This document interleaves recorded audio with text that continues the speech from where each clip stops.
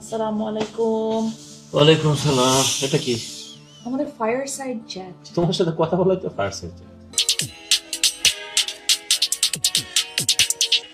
So তুমি ঢাকা 18 থেকে election করছো, আর তোমার তো ধরো পলিটিক্যাল ম্যানিফেস্টোটা আমরা সবাই শুনেছি, দেখেছি নিউজে, এরকম ইন্টারভিউজে। তো আমি তোমার পার্সোনাল অ্যাটাচমেন্টটা জানতে চাই, যে তোমার নিজের ওই ইমোশনাল বা পার্সোনাল রিজনটা কি ইলেকশন করার পিছনে। এই এলাকায় আমি দীর্ঘদিন বসবাস করি। এই এলাকায় তোমার জন্ম, সামাইলার জন্ম, তোমরা আমার পরিবার। এই ঢাকা 18 আসনটা আমার পরিবার।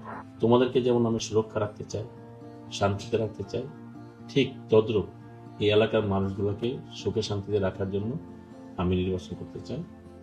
আল্লাহ রাব্বুল আলামিন যদি আমাকে সুযোগ দেয় আর জনগণ যদি আমাকে সংসদে পাঠায়, আমি আমার ঘরের কথা যেরকম চিন্তা করি, তোমাদের কমফোর্টের কথা যেরকম চিন্তা করি, ঢাকা 18 সনের সমস্ত জনগণের সেই কমফোর্টের কথা চিন্তা করব। আর ধরো আমি যদি আমার পার্সোনাল টার্গেটের কথা বলি, এখন মানুষ উত্তরা মডেল টাউন হিসেবে চিনি। ইনশাল্লাহ 5 বছর পরে পুরা ঢাকা 18 সনটাকেই একটা মডেল টাউন হিসেবে মানুষ চিনি ইনশাল্লাহ।